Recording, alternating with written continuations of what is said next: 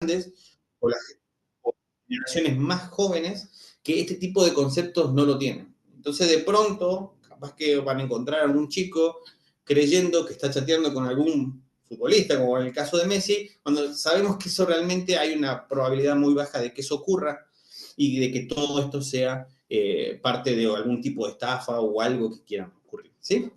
Nosotros lo tenemos quizás más asumido, porque vimos el nacimiento de Internet, palpamos a Internet como tal y hoy ya sabemos que aquello que hacíamos en chat.com no era tan real como creíamos, pero hoy las generaciones más jóvenes, cuando nacieron ya estaba Internet. Entonces su creencia es totalmente distinta a la que la podemos tener nosotros. Por eso este tipo de técnicas de ingeniería social es fundamental comprenderlas en su concepto para saber que los ciberatacantes utilizan este tipo de herramientas para poder hacer un hilo conductor y poder extraer información de todos los usuarios. Ahora bien, cualquier usuario puede ser víctima de este tipo de cosas. Y es por ello es que apuntamos en las capacitaciones de las organizaciones a ser más, a tener una percepción mucho más amplia de las cosas y actividades que hacemos en Internet, ¿sí?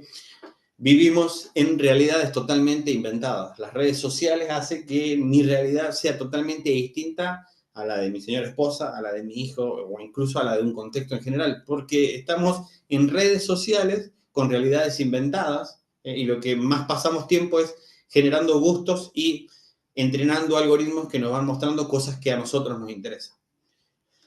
Seguimos un poco más adelante. Ahora sí vamos a comprender un poco el concepto de phishing, este mal que aparece desde que se creó el correo electrónico y que los ciberatacantes hoy en día siguen haciendo uso de este tipo de técnicas. Y básicamente lo que consiste es lo siguiente, un atacante lo que intenta hacer es enviarle un correo a una víctima. ¿Sí?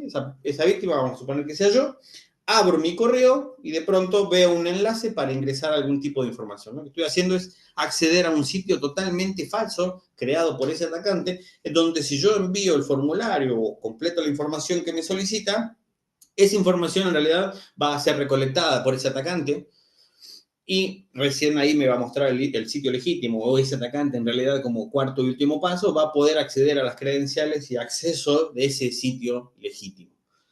Esto que parece algo tan simple y que cualquier persona lo podría llegar a entender y que en la vida real suele ocurrir muchas veces, bueno, es lo que a nosotros nos aqueja y desde el área de seguridad siempre tratamos de hacer foco, porque es el primer punto en la cual los usuarios son víctimas de este tipo de ataques. Pero ustedes me van a decir ahora, bueno, pero realmente ¿qué tan complejo puede ser? Bueno, esto es un correo, a mí me encanta coleccionar este tipo de correos porque me llegan muchísimos. No le diría tan a diario, pero me llegan muchos, ¿sí? A mi correo personal y fíjense las características generales que tienen este tipo de correo. Este tipo de phishing, ¿sí? Primero apelan a dominios de sectores. Yo afortunadamente no vivo en Buenos Aires porque si no podría haber entrado o ingresado a este phishing y querer descargarme algo.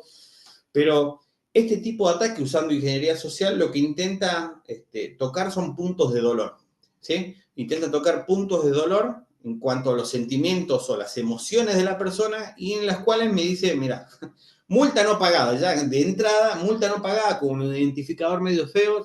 Si yo no entiendo mucho esto, lo primero que se me despierta es una alerta, como que multa no pagada, pero por alguna razón, ingreso, veo logos o intento identificar rápidamente de qué se trata. Fíjense que incluso hasta el nombre se encuentra como Ministerio de Transporte, es de Buenos Aires, no sé, al menos me saludan, tiene una multa pendiente, o sea, uno comienza a ver, quiere realizar su descargo y hay cierta información. O sea, es claramente un engaño porque suelo ver los correos más de este estilo, ¿sí?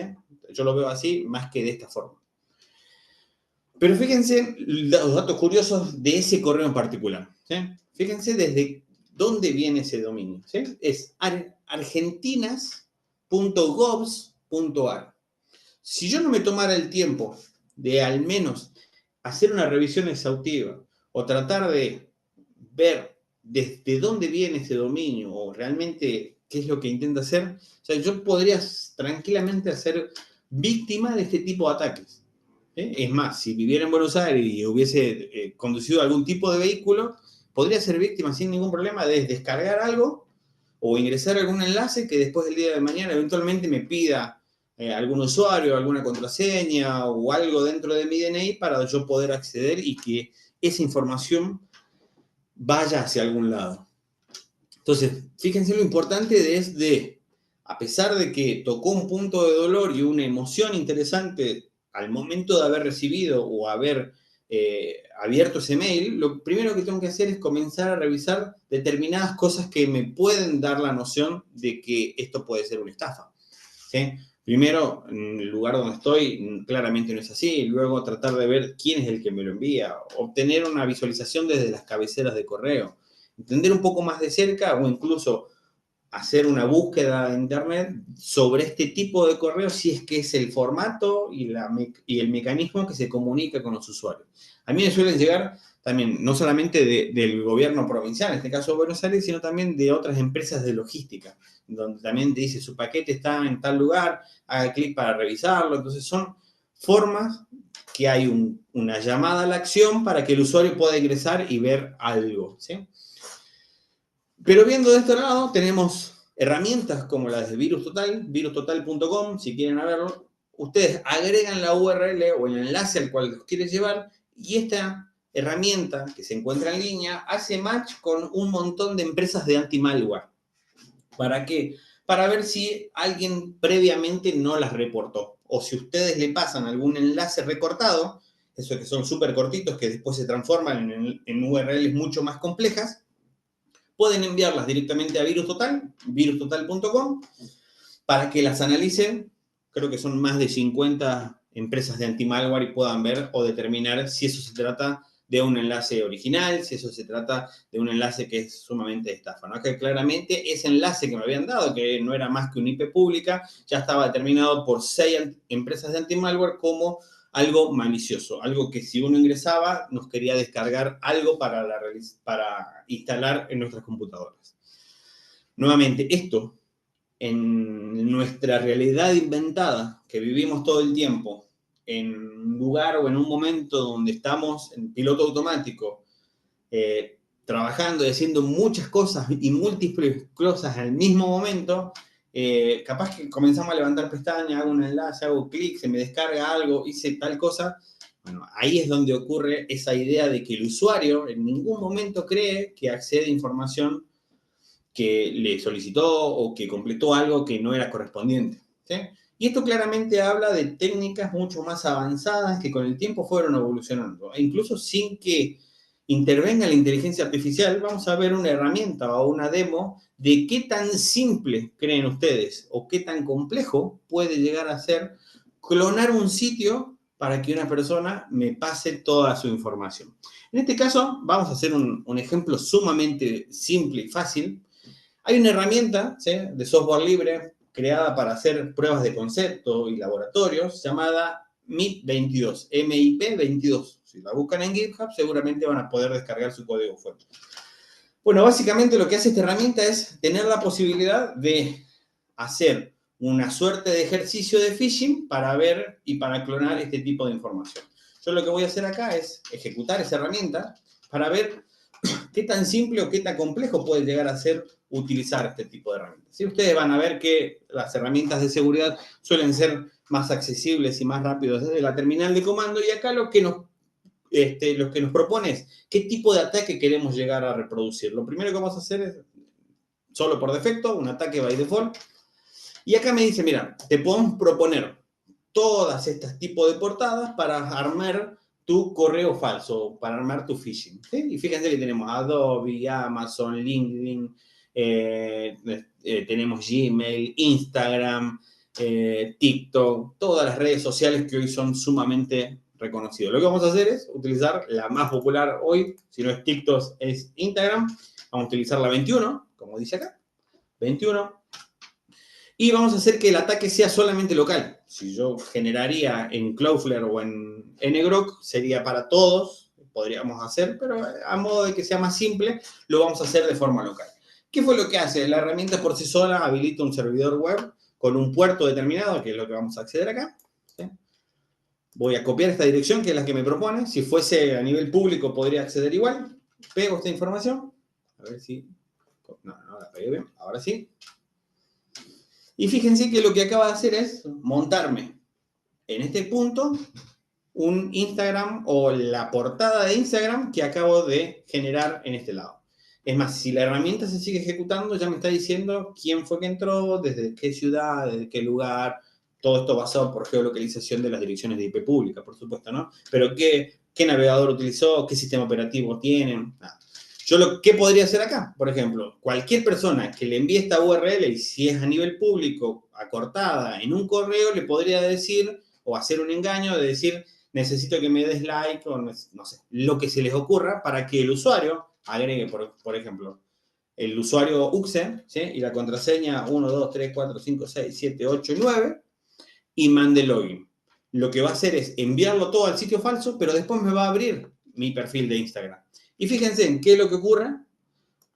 Nada, le envió la información al atacante. Como les decía, el atacante, en este caso soy yo, y me envía la información a mí directamente.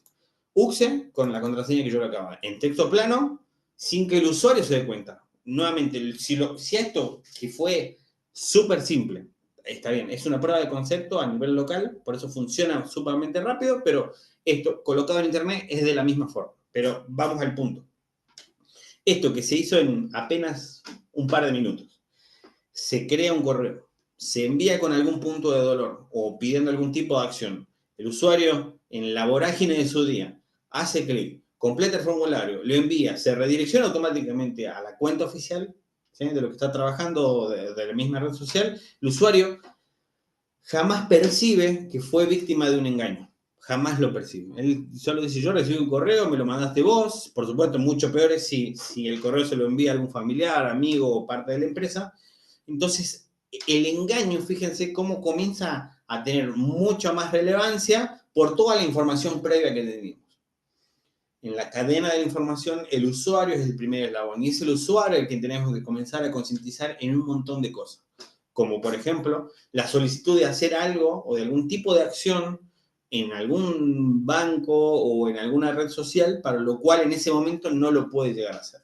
¿Sí? Tenemos que ser conscientes de que, lo primero, si viene en un correo, el correo puede esperar, no hay nada que exija o que pida que tiene que ser en ese momento, y aunque lo diga en ese momento, tenemos que buscar los medios y el canal necesario para realizar ese tipo de acción. Lo más entendible es que vivimos tan abrumados de cosas que no nos damos cuenta. Y ese es el punto, porque los atacantes, ciberdelincuentes, también tienen se aprovechan justamente de eso. Enviar este tipo de información a jóvenes que están en la escuela, en lugares de clase. Porque la persona, entre que está prestando atención a la clase y está viendo su teléfono y le llega este tipo de cosas, hace clic y avanza con todo el ataque. O en lugares de trabajo, o en momentos donde son muy atípicos, muy atípicos.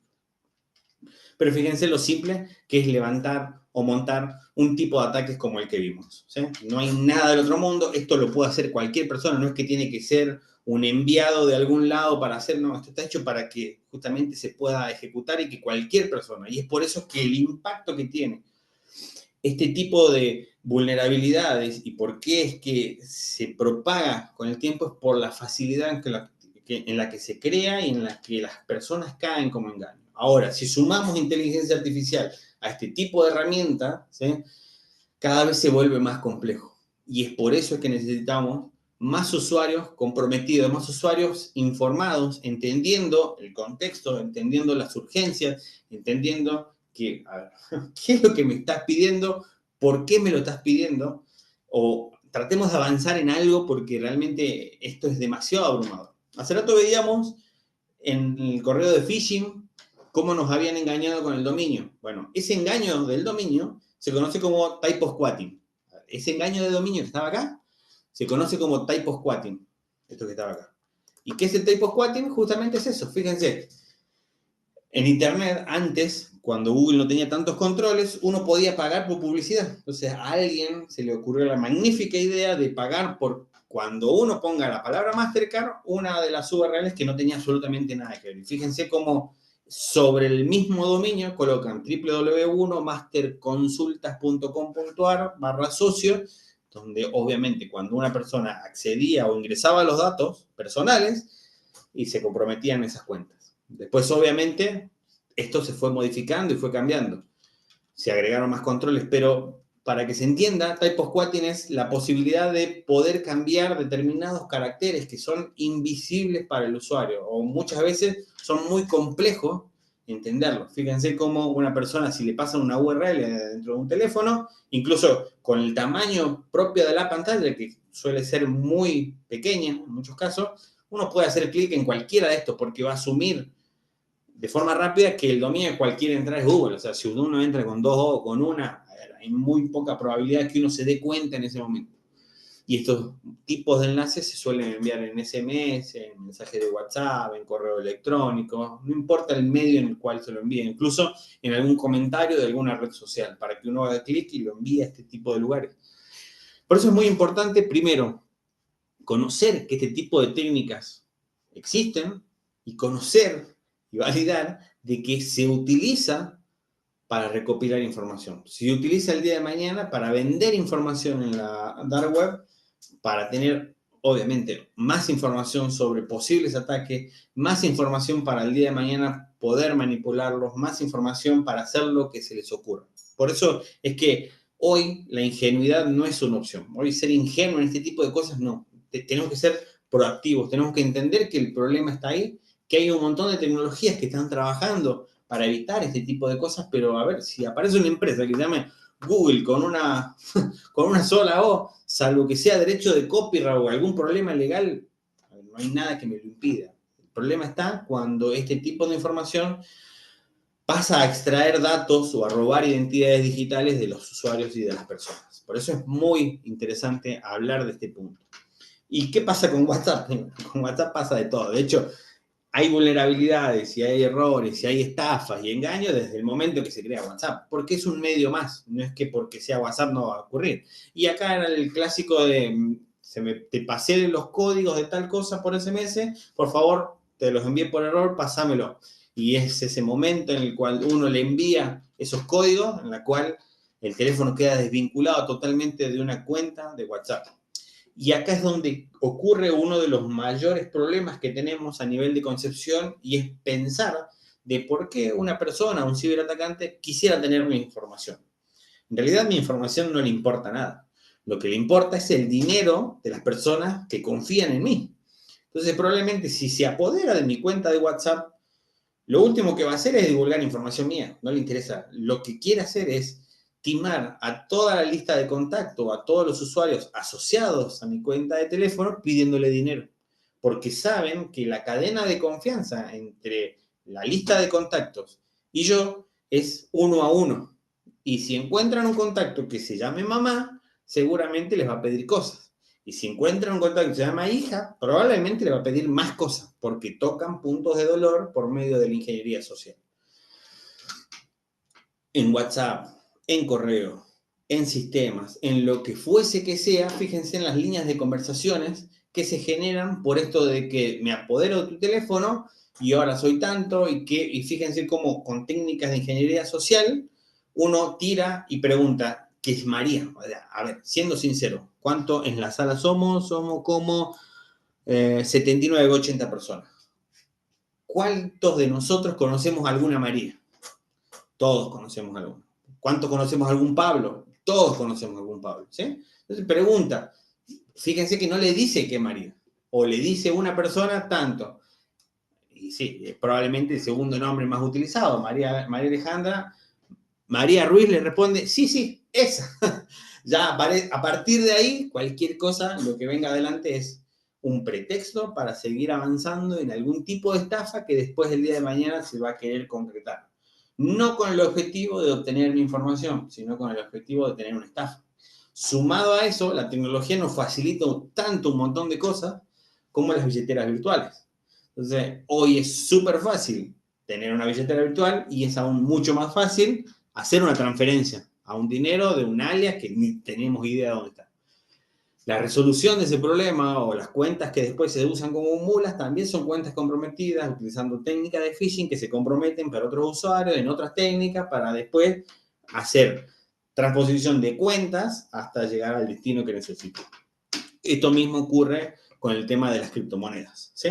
Entonces, lo importante acá es entender que no importa el medio. No importa si es por WhatsApp, no importa si es por SMS, no importa si es por un correo, no importa el medio, ¿sí? Entender es utilizar el sentido común y saber que somos generadores de información. Hoy nuestra vida digital nos sobrepasó. Los más jóvenes no entienden la diferencia entre su vida personal y su vida digital. Para ellos es técnicamente lo mismo. O sea, técnicamente es lo mismo. Para nosotros quizás no. Solemos diferenciarnos. Mucha gente tiene comportamientos diferentes en su vida digital y comportamientos distintos en su vida personal. Para los más jóvenes eso es técnicamente lo mismo. Entonces, abordar estos temas requiere de que nosotros vayamos entendiendo este tipo de técnicas. Dejar la confianza de lado para comenzar a obtener información, pero fíjense, con técnicas de ingeniería social, imagínense si a un joven donde tiene una billetera virtual y donde eventualmente puede llegar a tener dinero, puede llegar a solicitar dinero de sus padres, no pueden caer en engaños o estafas como esta. Y obtener un número telefónico hoy es absurdamente simple. Continuamos con esto. ¿Existen más formas de robo de identidad? Por supuesto que sí. No importa el medio. Va a existir el día de mañana algún tipo de plataforma que hoy no lo tengamos y el medio va a ser igual. Las personas o los ciberdelincuentes detrás de este tipo de tecnología están al acecho, están tratando de buscar, no sé, la vuelta de rosca para, por medio de ingeniería social, comenzar a armar un hilo conductor de cómo obtener información. Información personal y nuevamente dinero de esas personas, por supuesto, ¿no? Pero bueno, ya dando un poco de cierre y avanzando para que se puedan completar todas las charlas, veamos algún tipo de recomendaciones que, nuevamente, en un nivel técnico, ¿sí? En estudios de informática y que después nosotros a este tipo de presentaciones la podamos llevar a la familia, la podamos discutir en casa, podamos ver documentales, como en el caso de Netflix, donde ya comienzan a aparecer muchos más tocando estos puntos que son realmente interesantes. Veamos algunas recomendaciones que nosotros podemos hacer en nuestro día a día, en nuestra parte digital. Lo primero de eso es activar el doble factor de autenticación, ¿sí? Tenemos que saber y tenerlo bien presente que el sistema de autenticación clásico con el cual crecimos y que hicimos alguna vez en algún trabajo práctico de usuario y contraseña, ese ya murió, ya no existe más. No debería existir y se ha demostrado lo vulnerable y lo endeble que es. Y para ello necesitamos un segundo factor de autenticación, con algo que yo tengo, ¿sí? No basta con saber o tener algo que yo sé, mi usuario y mi contraseña, sino tengo que demostrarle a mi sistema que yo tengo algo que solamente yo podría tener. Y eso es activar el doble factor de autenticación. Y ese doble factor de autenticación lo podemos hacer por medio de Google Authenticator o Auth u otros programas de terceros. Hoy todos los servicios, todas las redes sociales, lo tienen disponible para que se puedan utilizar. Todas las redes sociales. Y lo mejor que pueden hacer es activarlo. ¿Por qué? El mecanismo es muy simple. No solamente voy a tener que demostrarle al sistema que yo sé el usuario y que sé la contraseña, sino que además existe un desafío con un tiempo, generalmente es un código de 6 dígitos, donde yo y solamente yo se me va a generar para que pueda acceder. ¿Sí? Con Google Authenticator. Todas las cuentas digitales hoy tendrían que ir por ese camino, el doble factor de autenticación. Y poder activarlo en WhatsApp, en Facebook, en Insta, en Twitter, en TikTok, en todas nuestras redes sociales. Por otro lado, gestor de contraseñas para nuestra vida digital. Tenemos, a ver, es muy poco probable que alguno de nosotros, ni siquiera yo, podamos saber cuántas identidades digitales tenemos en todo Internet. Porque en algún momento recuerdo haber tenido una cuenta en Yahoo y en otro momento una de Hotmail, pero como no tengo la contraseña o no la recuerdo, en realidad me saqué otro correo de Hotmail y un montón de cosas, ¿sí?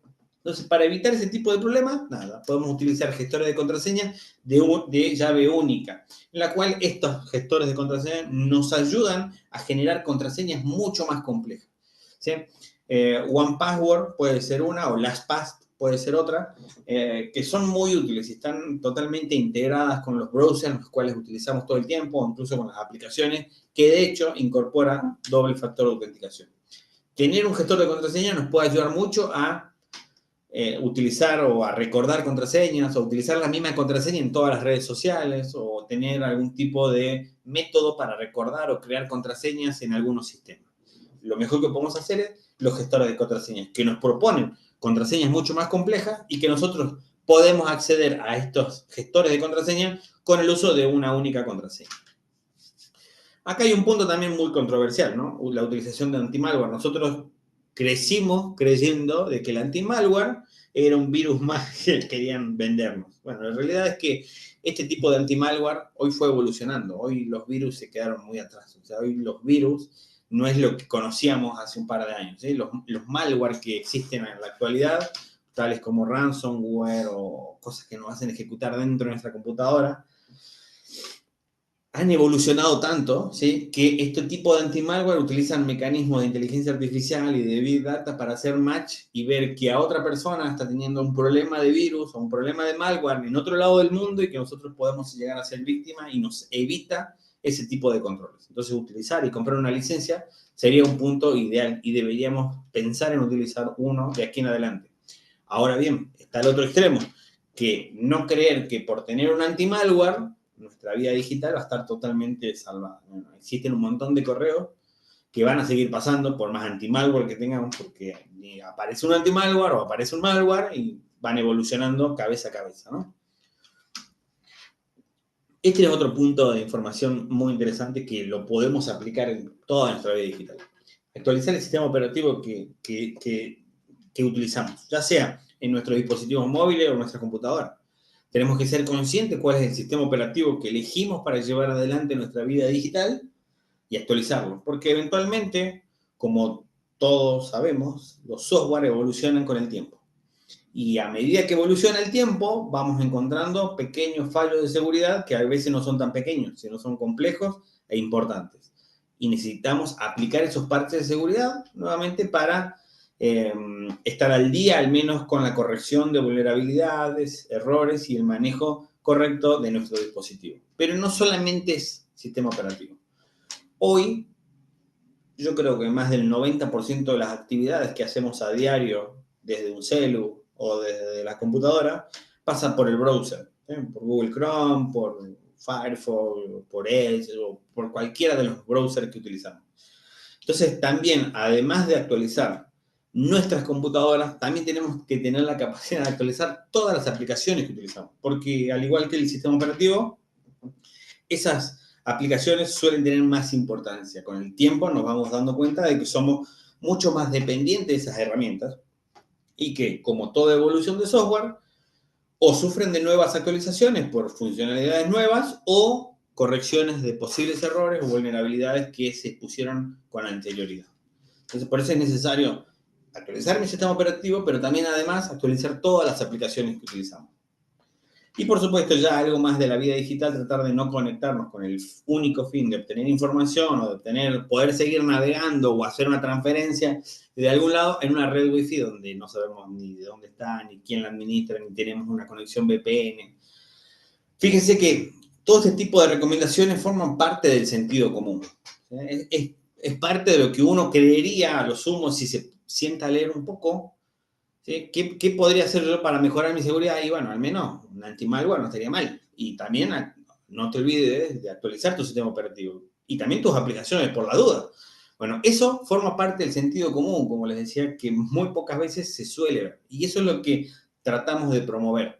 Tratar de entender de que como generadores de contenido para redes sociales, para un montón de información que se genera y que nos retroalimenta en la vida digital o en la vida, en nuestra realidad inventada, como me gusta decir muchas veces, tenemos que ser conscientes de este tipo de cosas. Hace rato hablaba que la ingenuidad hoy no es una opción. Hoy no podemos ser ingenuos y comenzar a caer en este tipo de trampas porque solemos comprometer no solamente nuestra vida digital, que créanme que cuando son comprometidos en la vida digital, comienzan a ocurrir una cantidad de eventos de comprometieron mi correo y entonces ahora tengo que ingresar, pero este correo lo utilizaba para recuperar la cuenta de Netflix, pero ahora también me comprometieron Netflix y justo yo pagaba con esta cuenta de banco que también tengo mi tarjeta. Entonces, hay un cruce tanto de información y a veces no tenemos o no somos conscientes de organizar tanto ese punto de vista digital donde suelen ocurrir lamentablemente este tipo de eventos o de incidentes para darnos cuenta realmente de la importancia que es.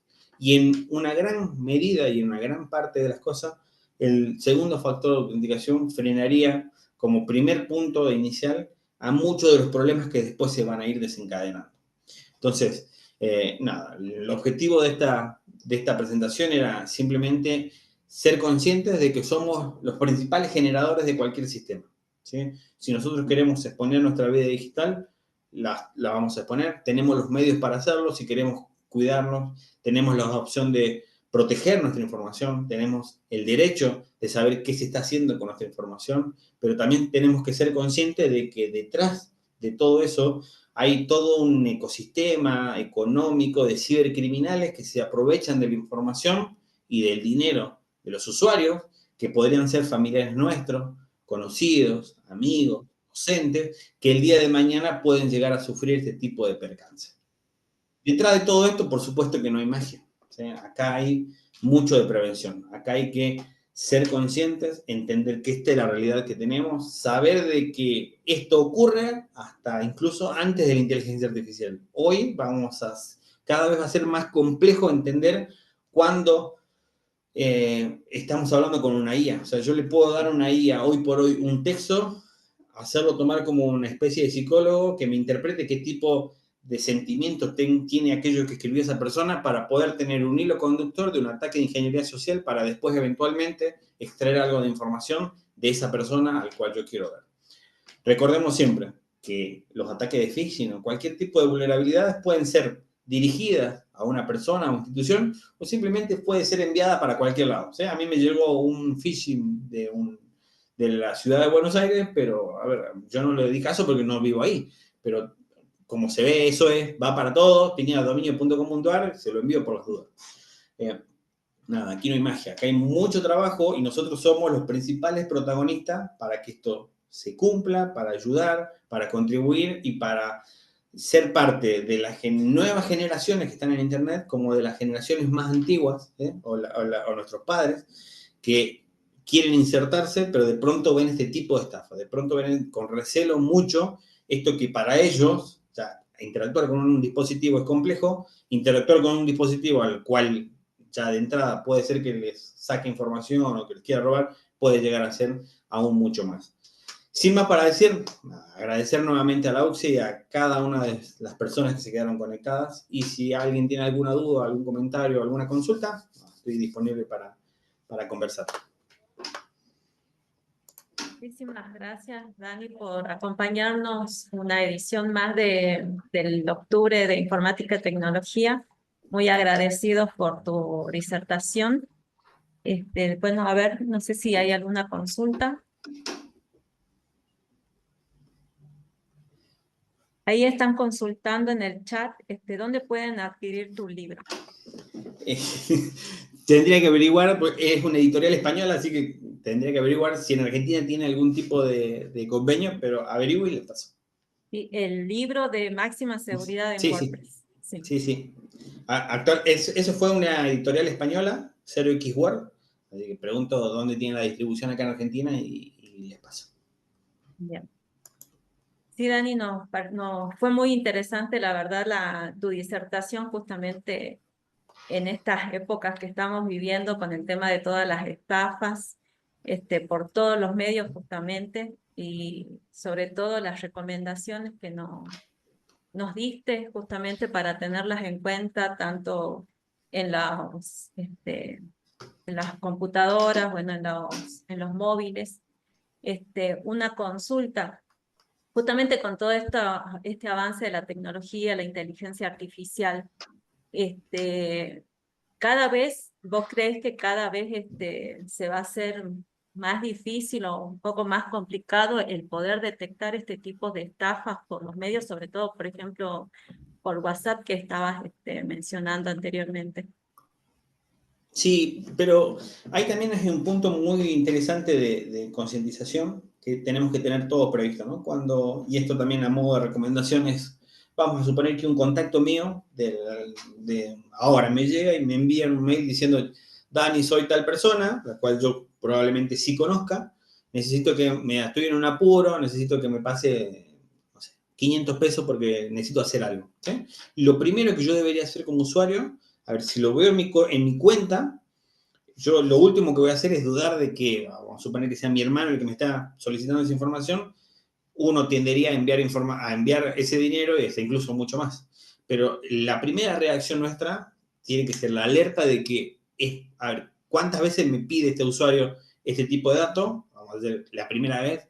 No me cuesta absolutamente nada utilizar otro medio distinto al cual me envió para validar la información. Si me llega un mensaje de WhatsApp, yo automáticamente lo hablo por teléfono, no por el teléfono de WhatsApp, lo hablo por teléfono a su línea, o lo hablo por teléfono al lugar donde yo sé que está, para que él me valide que realmente es él y me quiere pasar información, o me solicitó tal cosa. Entonces, eso tenemos que ser conscientes para que nuestra primera reacción sea eso. Por supuesto que va a pasar el tiempo y va a ser más difícil, pero también no dudo de que en algún momento va a haber más IA a favor nuestra, donde me va a poder identificar si esto que me está ocurriendo, que me está pidiendo, fue parte de una IA anterior.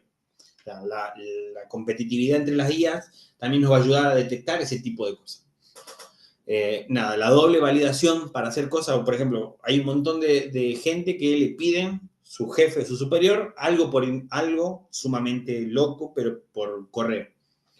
Entonces le dicen, necesito que al proveedor que le ibas a pagar en tal lado, nada, acaba de cambiar su cuenta de banco, pasarles el dinero a esta cuenta. O sea, algo atípico. O sea, esto no me suele ocurrir, entonces no me cuesta absolutamente nada llamar por teléfono y decir, vos me enviaste esta información, vos querés que yo pase este dinero a esta cuenta.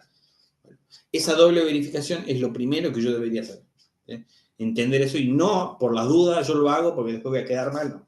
Sí que es verdad que los modelos, hoy vivimos en una era fabulosa. Creo yo que hay cosas que se están investigando a nivel de inteligencia artificial, son geniales, pero con usuarios más informados, con usuarios donde entienden que la primera reacción no es actuar por impulso, sino entender la situación, saber quién es el que me escribe, saber cómo debo actuar y que la inmediatez que nos lleva no es tan como la entendemos.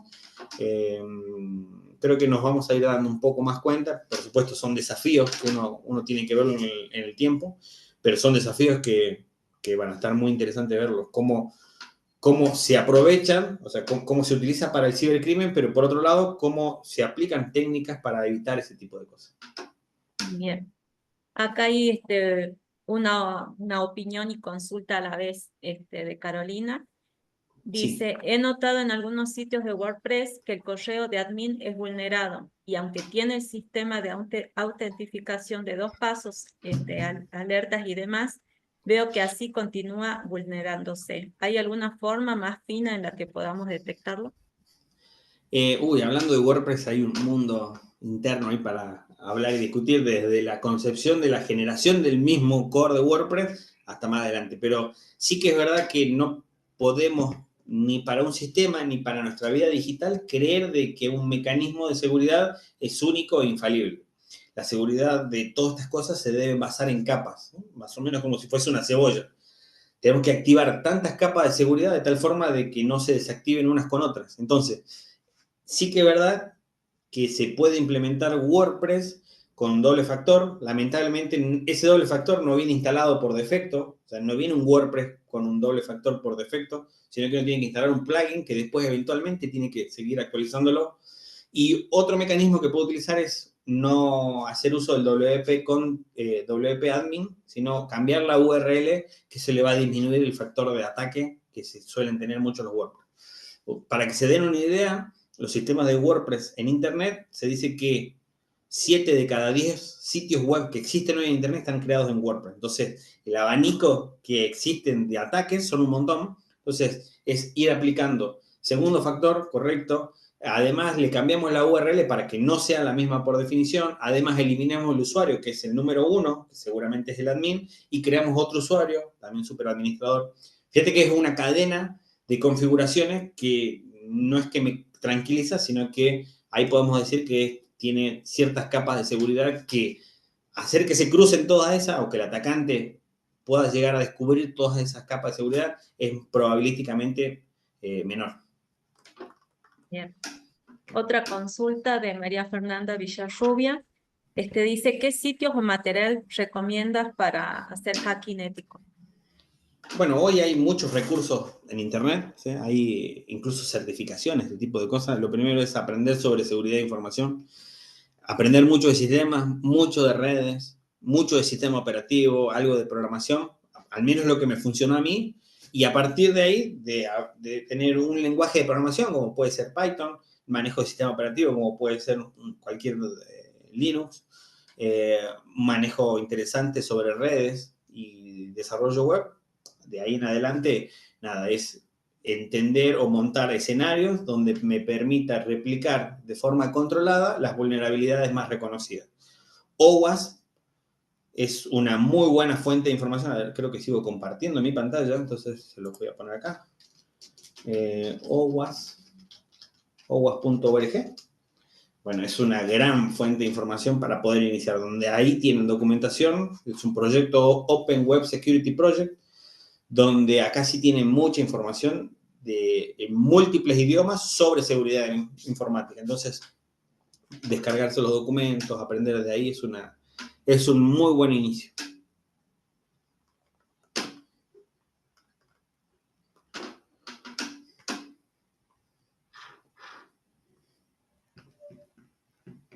Perdón. ¿Alguna otra consulta más? Yo tengo una consulta. Bien, Bueno, sí. ¿Qué tal, buenas? no sé si se me ve. ¿Se me ve? Sí, ¿no? sí, ahí está. Bien. ¿Cómo le va? Buenas tardes. Buenas Buenas tardes. tardes. Soy alumno de la UCSE, de la carrera de Ingeniería, y acorde a lo que había explicado sobre su tema, tengo una pregunta del cual al MIP 22 puede ser.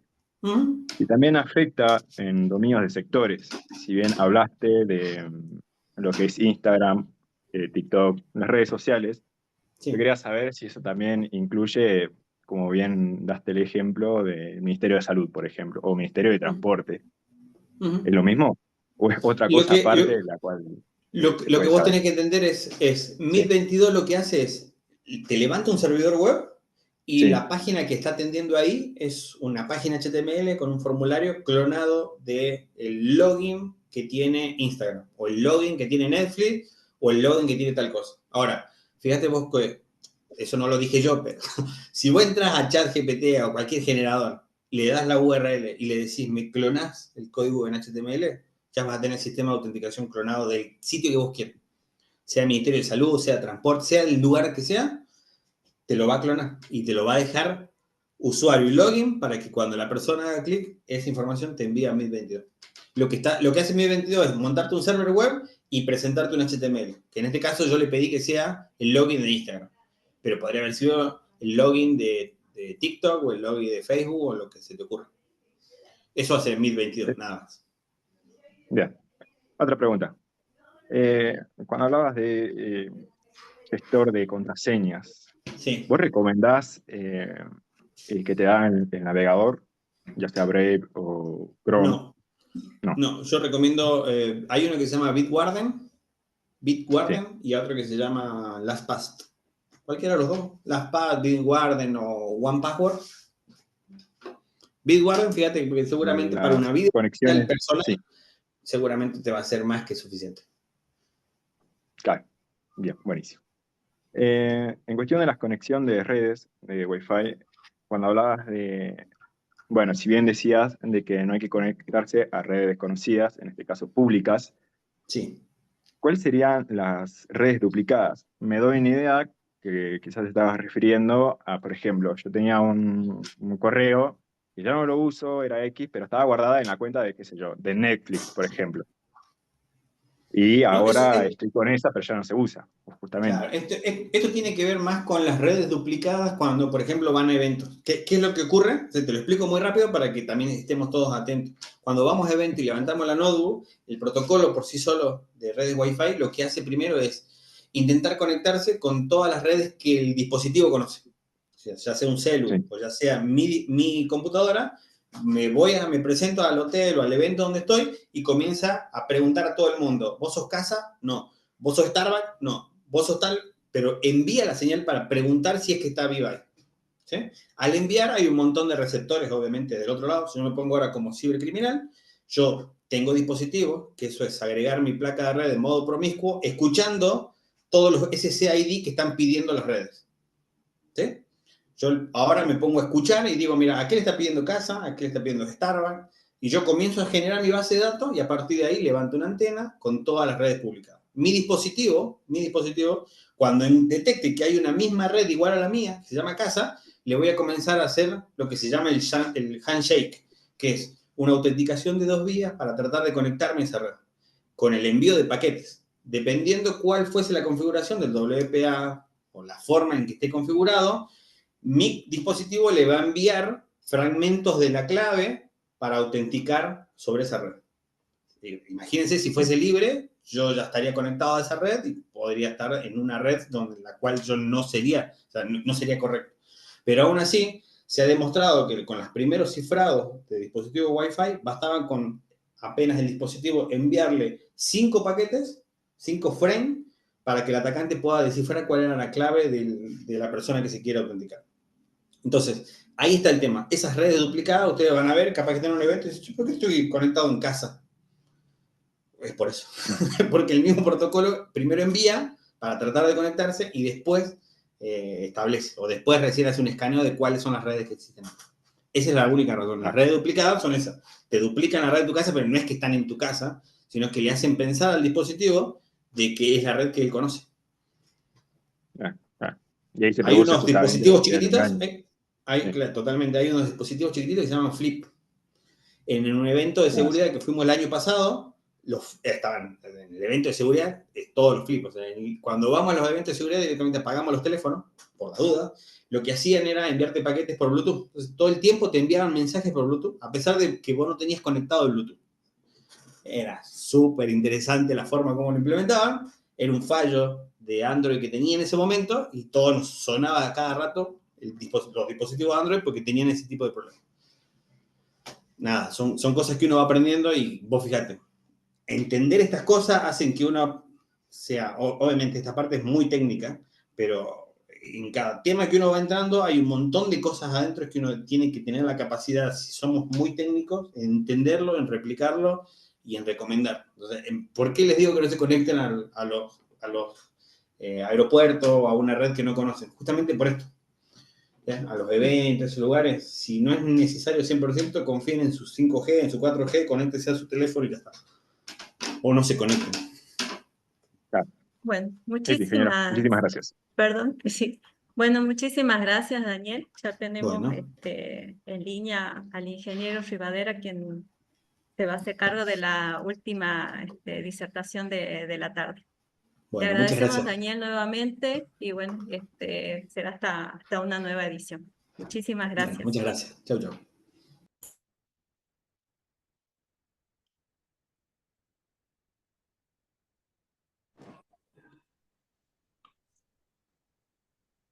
Ahí está el ingeniero.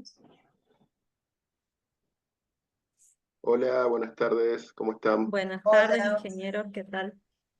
Perdón ¿Cómo por la anda? demora, tuvimos un inconveniente de corte de luz por acá. Ah, sí, yo estoy medio complicado, justo te decía por chat, o sea, Sí. todo bien, digamos, sin ánimo de hacer problema ni nada, pero el tema es que yo justo estoy dando un curso de posgrado ahora a las 7 menos 10 estoy arrancando, bueno, tendría que prepararme, digamos, porque en realidad es a las 19.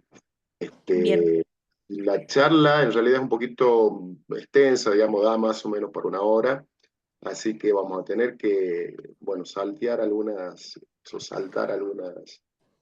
no hay Este, problema, cualquier cosa, las consultas que nos sí, dejen por el chat claro, y después se las enviamos sí, y luego se las remitimos sí, sí, a sí, los sí. correos electrónicos. No hay problema, sí, lamentablemente, bueno, yo siempre ando con los tiempos medio justos, sobre todo con las clases a la tarde y bueno, por eso, nada más, digamos, no por otra cosa, sino con todo gusto, este, me quedo, digamos. Bien. Bueno, voy a compartir. ¿Me podrías habilitar para que comparta pantalla? Sí, sí, ahí estoy.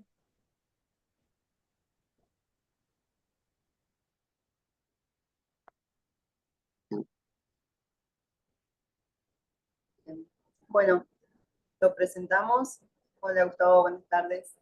El ingeniero Rivadera es ingeniero en computación con orientación en programación de la Universidad Católica de Santiago del Estero, magíster en ingeniería de software, Posee certificaciones profesionales internacionales en Microsoft Corporation, analista funcional y programador senior en el Ministerio Público de Salta, desarrollador con más de 25 años de experiencia en el análisis, diseño y programación de sistemas de información, docente en la Universidad Católica de Salta y Universidad Nacional de Salta, y de intercambio Erasmus Plus en la Universidad Pontificia de Salamanca. Su campo de expertise es el desarrollo de software orientado a la explotación de datos, la inteligencia artificial y el Big Data. Es doctorando en Ciencias Informáticas en la Universidad Nacional de La Plata, donde investiga sobre la simulación basada en agentes aplicada a modelos económicos. Su misión es contribuir al avance del conocimiento y la innovación en el área del análisis de datos, aprendizaje automático y simulación de sistemas. Muy buenas tardes, Gustavo, y te cedo el control. Bueno, muchas gracias. Muchas gracias. Ahí voy a compartir pantalla y voy a poner esto en realidad. Bueno, esto es una pequeña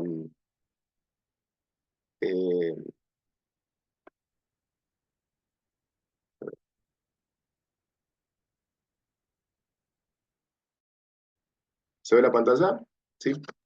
Sí, todo bien. Bien. Esta es una pequeña charla que yo había hecho para la Universidad Católica de Colombia en algún momento y me pareció interesante, digamos, darla también acá porque, bueno, básicamente con todo el auge de la inteligencia artificial generativa y todo lo que está revolucionando ahora nuestra vida, me parece que también había que, de alguna forma, bueno, poner algo de, o ver, mejor dicho, saber qué, este, qué cuestiones éticas involucran justamente a la inteligencia artificial, digamos, porque todo parece muy bonito, muy lindo, pero eh, también hay cosas bastante peligrosas, digamos, en esta cuestión, ¿no?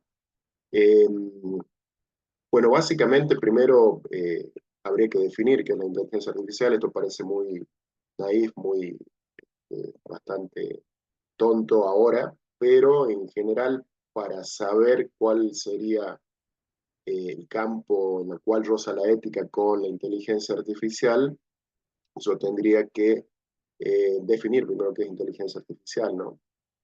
Acá hay varias definiciones interesantes que tienen que ver con diferentes tiempos de la evolución de la inteligencia artificial.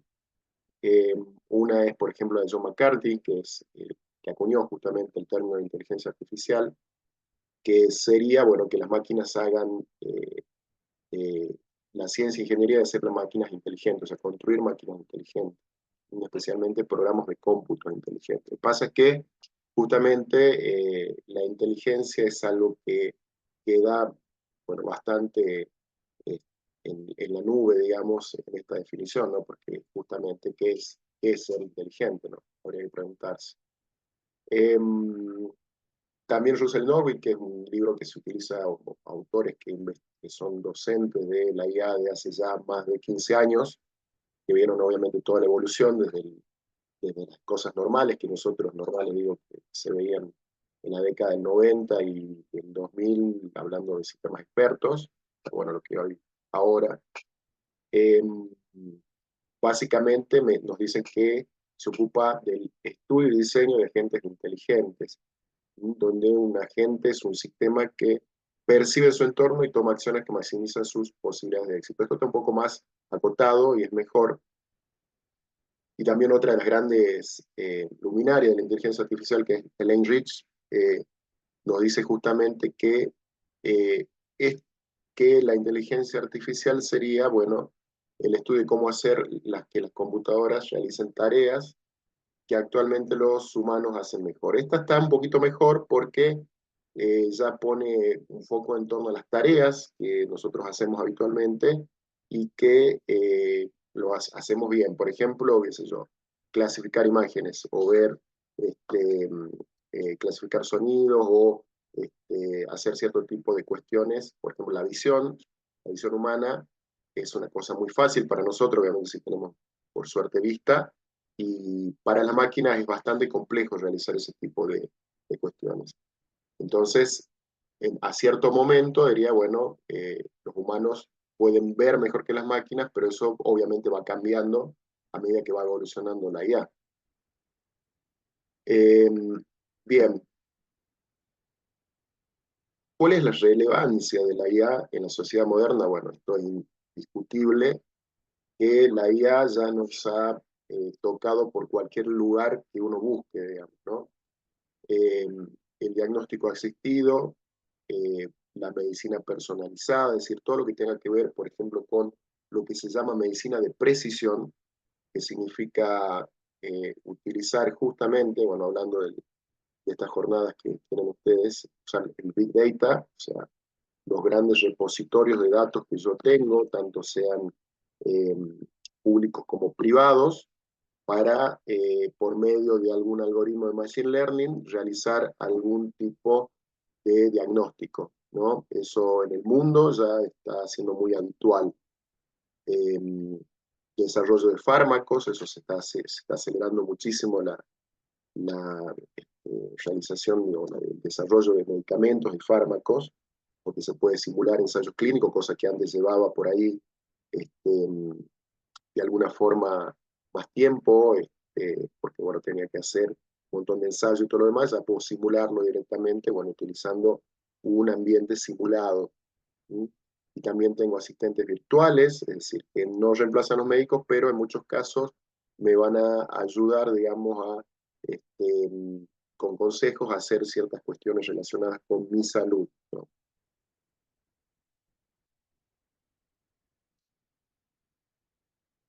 Bueno, otras cosas que también dentro de lo que es la manufactura, o sea, todo lo que es la industrialización, robótica avanzada, tenemos ahora fábricas totalmente robotizadas, que cada vez dependen menos del control humano, el control y la optimización de procesos. Tenemos, bueno, la IA se utiliza para gestionar flujos de procesos y optimizar estos flujos de procesos, y realmente, bueno, está haciendo muy efectivo el tema de la optimización de procesos industriales.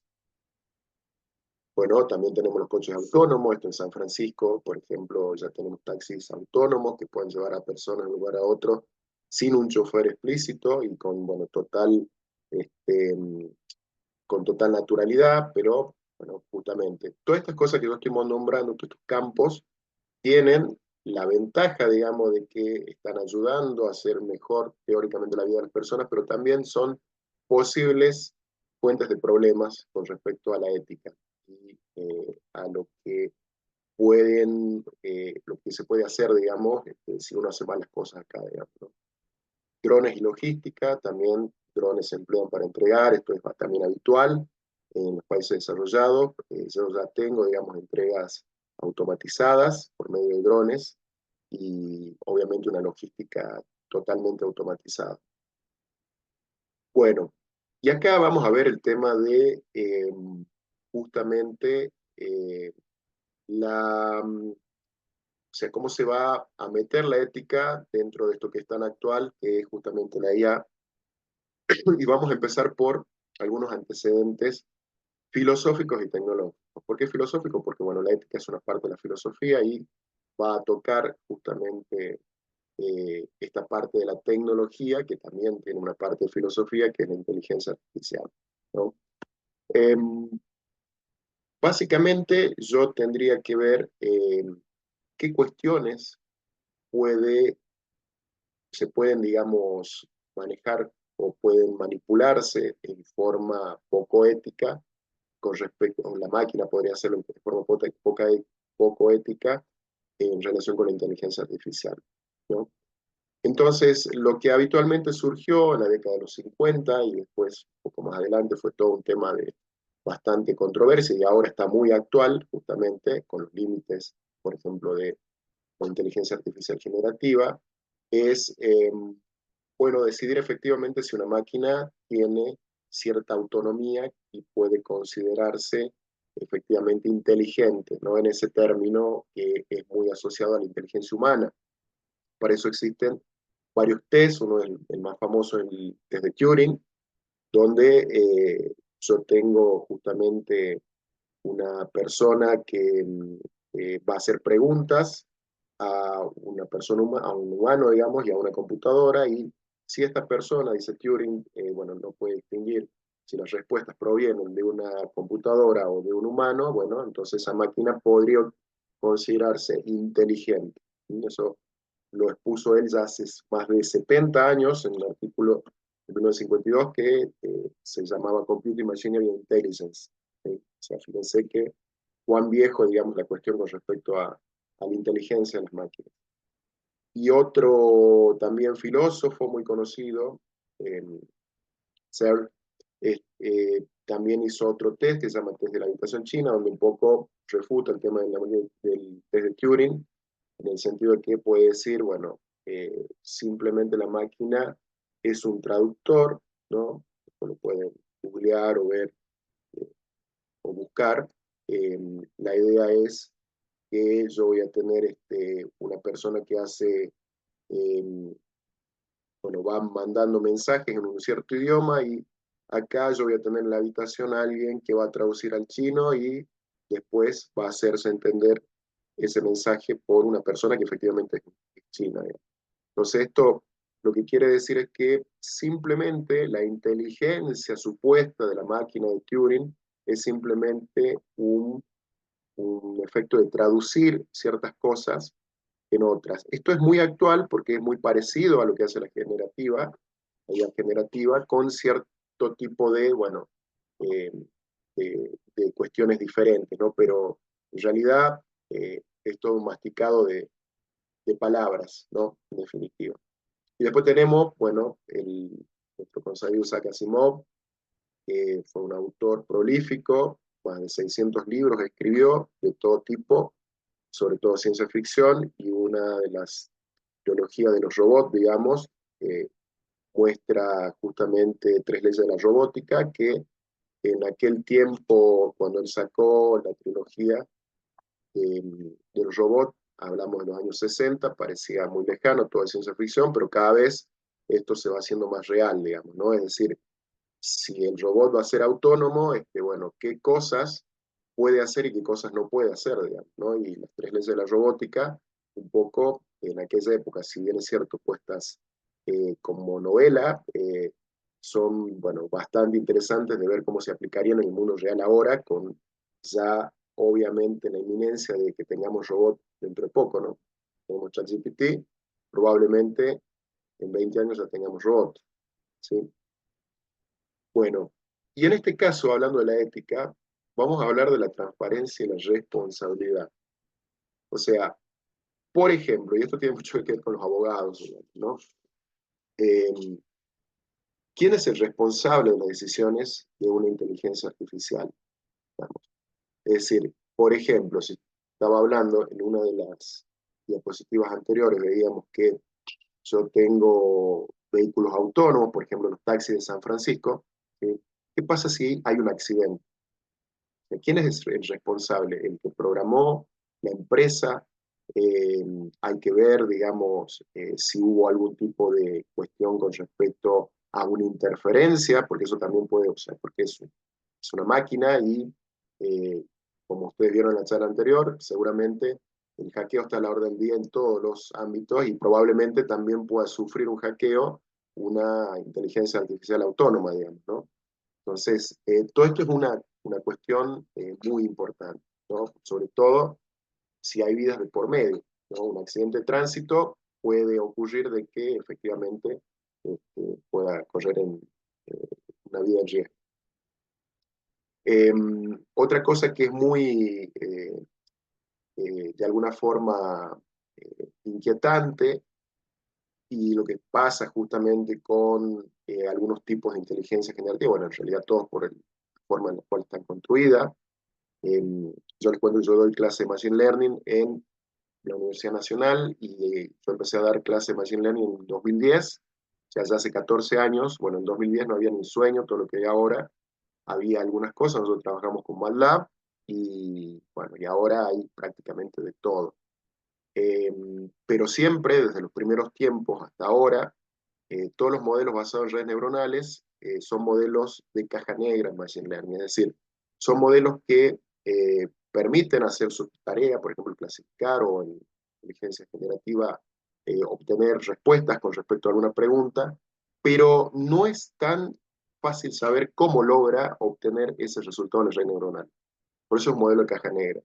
Y eso es un gran tema con, bueno, el Deep Learning, que es justamente el campo este de donde surge ChatGPT y todo lo demás, que muchas veces no se pueden explicar por qué se toman ciertas cuestiones o ciertas decisiones complejas. A ver, si no voy a poner una inteligencia artificial, pongamos basada en ChatGPT, a manejar algo, y de repente toma alguna decisión y yo no sé explicar por qué hizo esa forma, bueno, estoy en problemas. ¿Sí? El tema de la caja negra es bastante complicado.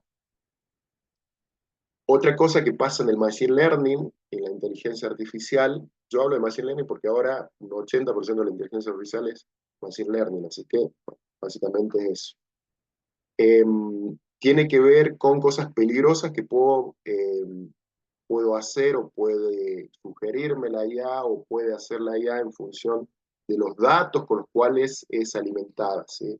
Esto se conoce como sesgo o discriminación, nosotros lo conocemos en Machine Learning como datasets sesgados, es decir, cuando yo estoy usando un dataset que no tiene efectivamente, bueno, ejemplos equilibrados de todas las cosas que puedo clasificar o hacer, bueno, estoy en un problema, ¿no?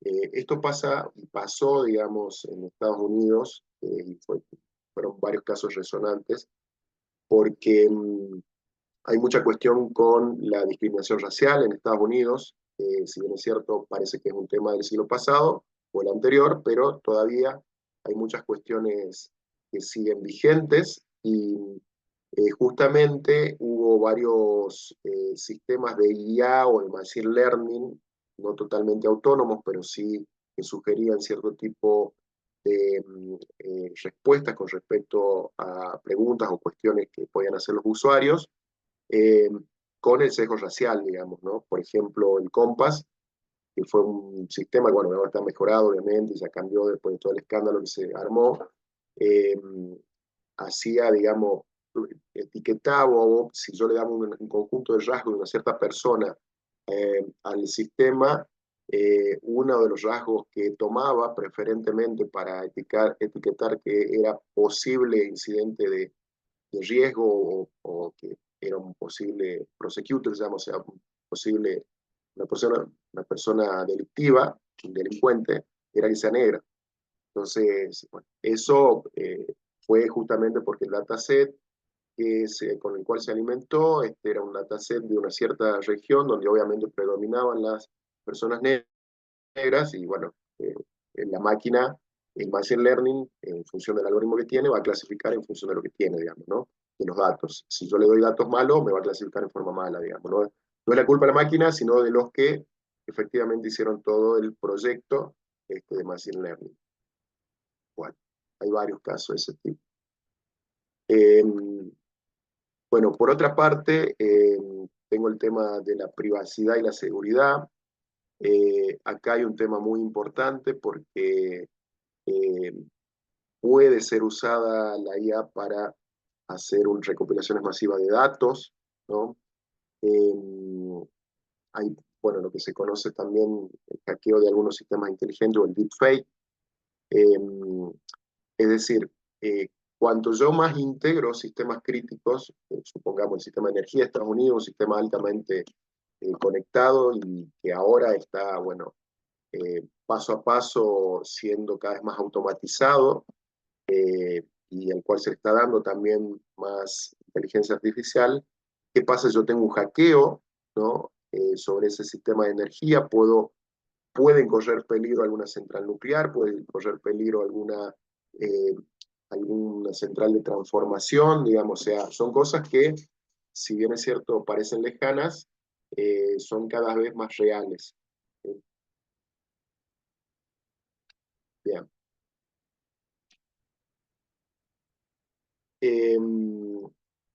Bueno, acá hay varios tipos de ataques que yo puedo tener o que se pueden hacer, digamos, contra los IA. Los adversarial attack, bueno, estos son, en general son ataques también que se hacen sobre sitios y sobre un montón de plataformas, pero a veces lo que puedo hacer es algo más sofisticado, es decir, crear un conjunto de datos falso y tratar de darle de comer eso a alguna IA que, bueno, esto es un caso resonante también, recuerdo en California, y bueno, darle toda esta basura de comer a la IA, entonces la IA va a pensar que esos son datos correctos y va, bueno, si toma decisiones, tomar una decisión incorrecta y si no, bueno, dar respuestas incorrectas, ¿no? Lo que algunas veces se llama alucinar, pero bueno, a veces no es tan alucinación, sino proviene de datos falsos, ¿no? También esto, el data poisoning, digamos, tiene que ver con eso, datos maliciosos sesgados, el conjunto de datos para entrenar el modelo. Y ataque de caja negra también. El ataque de caja negra es un ataque bastante, que se está convirtiendo también en bastante usual, donde yo en general lo que voy a hacer no es darle de comer basura, sino cuando salga, o sea, cuando sale la respuesta, probablemente puedo hackear esa respuesta y cambiarla por otra, y como teóricamente, bueno, son redes neuronales, o sea, ya habíamos visto que son modelos no explicativos, este, no podría yo poder saber si realmente fue la red neuronal o algún otro que me puso, digamos, esa respuesta, digamos, ¿no? Ataque de negación de servicio, esto también, bueno, usual en el mundo informático, no solamente en IA. Esto es especialmente peligroso en vehículos autónomos o sistemas de respuesta automáticos, ¿no? Donde necesito una respuesta real. Entonces, bueno, si yo tengo un ataque de negación de servicio, probablemente se sobrecargue, digamos, el sistema. Yo mando una radiofrecuencia alta, un sensor del auto que está manejando, que está siendo manejado en forma autónoma y, bueno, puedo causar que choque, digamos, directamente, ¿no? Hay todo un tema con respecto a eso también. Robo de modelos, bueno, esto también no es tan habitual, pero sí puedo, digamos, extraer, hacer una reingeniería, sería sobre el modelo de inteligencia artificial o machine learning. Modelos de machine learning hay muchos, obviamente el más exitoso, vamos a decirle, o más vendible son las redes neuronales ahora, pero en realidad tengo muchísimos tipos de modelos de machine learning y podría yo de alguna forma tratar de robar ese modelo. Y también puedo ponerla a trabajar para mí, a la inteligencia artificial, para usar, para hacer ataques cibernéticos, o sea, preguntarle, decirle, bueno, cómo por ahí puedo vulnerar cierto tipo de sistema. Esto también es muy importante, saber, bueno, cuáles son los límites que yo tendría que poner a esto, ¿no? Y otra cosa que está trayendo, traerá y va a seguir trayendo el tema de la inserción cada vez mayor de la IA en todo nuestro mundo es la desigualdad económica y social, ¿no? La IA en el mercado laboral va a ir desplazando muchos trabajos, como hice, por ejemplo, en el tema de San Francisco, con choferes y con otras cosas. Va a haber pérdida de empleo. Y también lo peligroso de esto es que la IA se concentre solo en algunas manos, digamos, es decir, que tenga solo algunas corporaciones o algunas empresas grandes el control total de los algoritmos de inteligencia artificial. Nosotros estamos viendo ahora una gran competencia entre las grandes tecnológicas, como hablando de Microsoft, Google, bueno, OpenAI y varias otras que van por detrás, con respecto a, bueno, mejorar sus modelos generativos y hacer un montón de cosas, pero básicamente los modelos son controlados por ellos, ¿no? Hay bastante cuestión con respecto a eso también.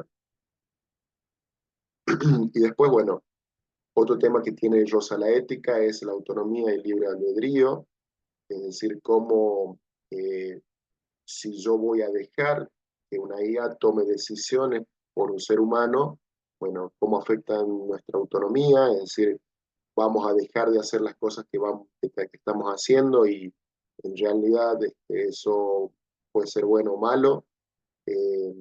Podría ser bueno en el sentido que nos permitiría concentrarnos en cosas más creativas, pero también es malo en el sentido de que la gente se va a hacer cada vez más vaga.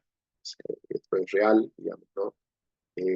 Cada vez el humano se está haciendo más dependiente de la tecnología, eso lo vemos todo hasta con los celulares. Entonces, bueno, imagínense si uno es dependiente de un celular, como lo será de un robot, que puede hacer miles de cosas con una persona, cuestiones manuales, digamos, ¿no? Por ejemplo.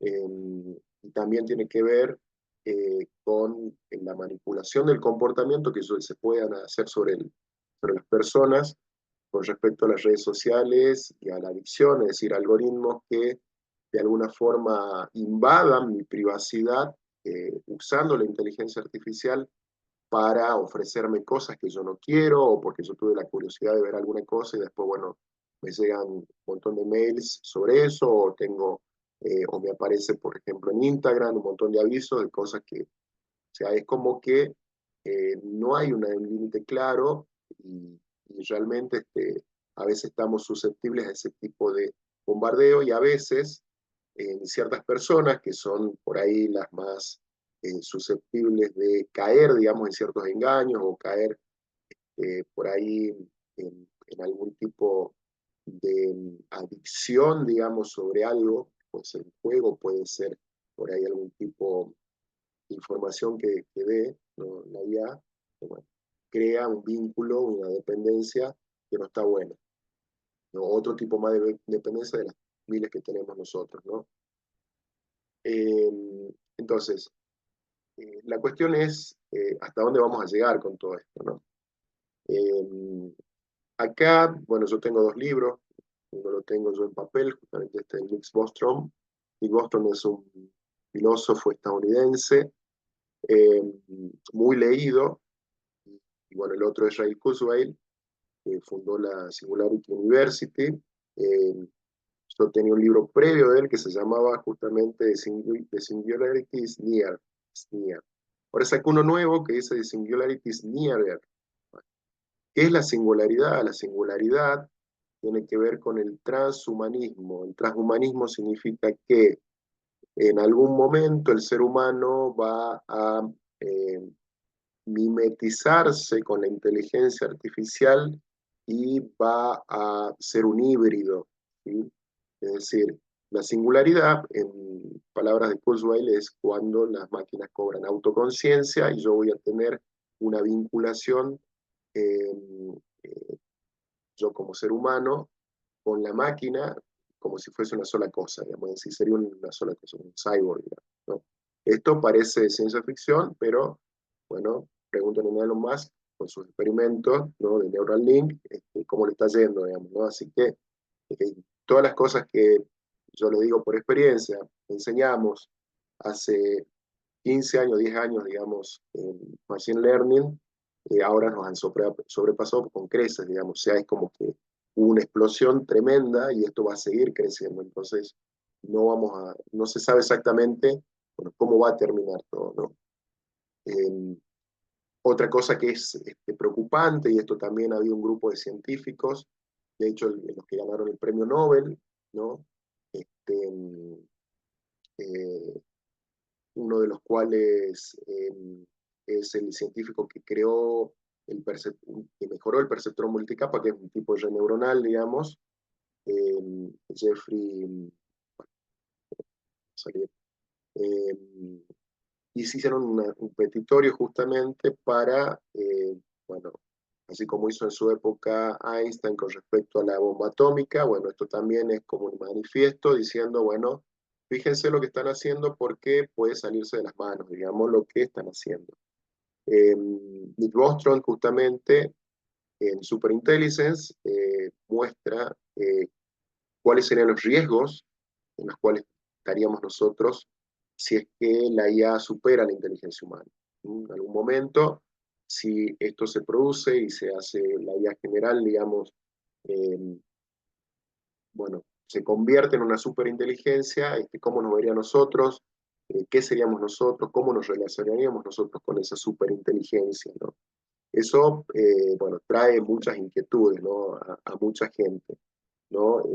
Hay gente que es optimista y gente que es pesimista con respecto a esto o que tiene sus serias dudas con respecto a que esto vaya a ser bueno para la humanidad en definitiva. Bien, entonces, algo sobre lo cual se puede trabajar, y de hecho se está trabajando arduamente ya desde el año 2020, digamos, desde la pandemia, cuando empezó a evolucionar un poco el tema de la IA generativa, es, bueno, desarrollar cierto tipo de gobernanza o regulaciones para tratar de alguna forma, poner algunos marcos con respecto a lo que se puede hacer y no se puede hacer con la inteligencia artificial. ¿Sí? O sea, los principios éticos que teóricamente deberían, bueno, seguir las corporaciones que hacen machine learning o, por dicho, que hacen inteligencia artificial generativa, por ejemplo, ¿no? ChatGPT y todo lo demás, de seguir los principios de una IA ética, es decir, bueno, velar por la justicia, la transparencia, no maleficencia, autonomía y beneficencia. Y después, bueno, marcos, seguir o tratar de adaptarse a los marcos éticos que son propuestos por organismos internacionales. Esto tampoco es tan fácil ahora porque como es todo tan nuevo, recién, bueno, hay el tema de los marcos eh, que se arman en diferentes cuestiones de la seguridad, bueno, en este caso de la inteligencia artificial, es que requiere mucho tiempo de organización y de ponerse de acuerdo y de muchas cuestiones hasta que realmente está el marco. Entonces, por ahí, esto va, como siempre, no solamente con marcos multinacionales, sino marcos de los mismos países, muy por atrás del avance que tiene la inteligencia artificial. ¿Sí? Desarrollo responsabilidad, por ejemplo, tratar dentro de lo que se pueda de darle cierta explicabilidad, digamos, a los modelos de caja negra y buenas prácticas en la creación de algoritmos y uso de datos. Bien. Por ejemplo, hay un reglamento de la Unión Europea sobre la IA que es muy nuevo, de 2021, y bueno, este reglamento tiene un enfoque basado en riesgo, donde va clasificando las IAs en riesgo inaceptable, alto, limitado y mínimo. Por ejemplo, riesgo inaceptable son sistemas que hacen algún tipo de manipulación subliminal en redes sociales, por ejemplo, o que tienen algún tipo de vigilancia no consentida sobre cierto tipo de poblaciones, ¿no? Esto, cada vez está dando más, si no, bueno, pregunten a China, por ejemplo. Pero bueno, en la Unión Europea tiene, así como tiene regulaciones muy estrictas sobre muchas cosas, también está trabajando sobre, sobre un reglamento, una regulación muy estricta sobre la inteligencia artificial, ¿no? Bueno, lo hice bastante rápido, pero bueno, espero que se haya entendido. Sí, ingeniero, muy claro, sobre todo esta última parte que comentaba sobre las leyes regulatorias. Justamente en esta semana hubo un caso justamente con el uso del ChatGPT por Ajá, el suicidio de un adolescente justamente, y ajá, ahí se planteaba justamente que estas tecnologías, estas plataformas desarrolladas con IA justamente estaban sí, dentro de los marcos regulatorios, justamente porque, bueno, en este caso la familia creo que no iba a poder tomar medidas al claro. respecto. Bueno, Eh, ahí está, justamente. ¿A quién le sí, reclamo yo? ¿Qué tema exactamente. ese, no? Porque es un tema legal Sí, muy importante, digamos. ¿A quién le reclamo yo? ¿No? sí, sí. Bueno, todo esto va a empezar a pasar cada vez más, ¿no? Y ni se imaginan después cuando tengamos cosas más autónomas, hablando del robot en general y todo, bueno, va a ser bastante complicado el tema o van a empezar a surgir un montón de casos donde la ética y la responsabilidad bueno, van a estar bastante en boga, ¿no? O sea, va a ver, digamos, este tipo de cosas y hay que definir. Si uno no tiene una regulación, como en todas las cosas, probablemente haya muchas lagunas y muchos vacíos y bueno, se quede sin hacer nada, digamos, ¿no?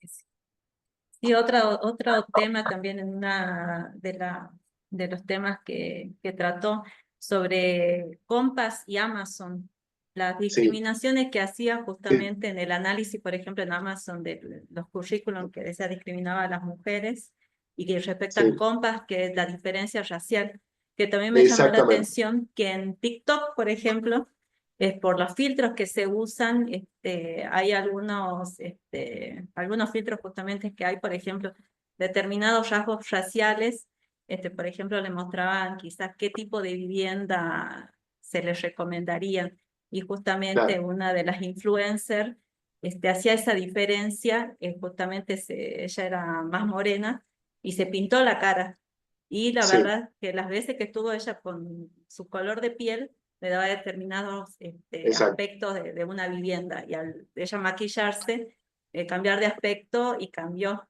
la verdad. Por eso también exacto. esos claros ejemplos que justamente usted planteó ahora en la Sí, sí, no, disertación. es algo a tener, bueno, yo en realidad eh, en el Machine Learning hace muchos años que hicimos, bueno, varios proyectos y varias cosas, y uno trabaja con datos todos los días, con dataset todos los días, y bueno, se da cuenta si uno quiere trabajar bien o mal, o bueno, a veces uno no se explica cómo pueden pasar estas cosas con profesionales que efectivamente tienen muchos años de estudio, tienen mucha experiencia. Nosotros que estamos acá, bueno, justamente eh, cuidamos mucho el tema de la calidad de los datos y del balanceo de los datasets, y realmente a veces uno llega a pensar de que es adrede, ¿no? Que en realidad hay ciertas personas que hacen pasar eso, otros no se enteran y efectivamente después terminamos con este tipo de cosas, ¿no? O terminan en un escándalo, digamos, como el caso de Amazon. Sí, sí, así es. Bueno, Bueno, bueno, lamentablemente no tenemos más tiempo, bueno, tienes otros compromisos. Le agradecemos, ingeniero, por su por favor. presentación y la disponibilidad, muy agradecidos, y nuevamente volverlo a ver porque fuimos, Bueno, creo, hay algunos que creo que fuimos alumnos de usted acá sí, en sí, UCE en su sí, sí. momento, así que Ajá. un gusto volverlo a ver, y Bueno, bueno, muy un gusto a agradecidos. mí estar de nuevo acá en contacto y bueno, en el UCEDAS. Bueno, lamento que siempre de la corrida, pero justo tenía el espacio ahí acotado y bueno, yo entiendo que por ahí pueden haber estas eventualidades y está todo bien, no hay ningún problema. Pero bueno, hay Bien, que cumplir con todos, así que bueno, muchas gracias, bien, ¿no? muchas Gracias gracias, por la oportunidad, ingeniero. que anden Hasta bien. una nueva edición. Muchísimas Gracias, gracias. chao, chao. Hasta luego. Bueno, se encuentra en línea la ingeniera Laura Garay, quien es directora de la carrera de Ingeniería en Informática, que desde la carrera, justamente todos los años, organizamos estas ediciones del Octubre de Informática y Tecnología. Unas palabras de despedida, ingeniera. Bueno, hola, buenas tardes. Excelente jornada, ¿sí? Muy lindas exposiciones, así que esperamos contar con ustedes mañana para completar estas jornadas. Es un taller también, tengo entendido. Así que, bueno, y muchas gracias por participar. Espero hayan disfrutado cada una y aprovechado el conocimiento de cada una de las exposiciones. No sé con el tema de la asistencia, si se han registrado todos, si han Sí, controlado sus datos. había un formulario justamente de asistencia, lo colgamos en el chat. Eso, recordarles que, bueno, en el correo donde se envió justamente el link de conexión, para poderles emitir el certificado correspondiente a las jornadas, deben asistir a ambas jornadas, la de hoy y la del día de mañana.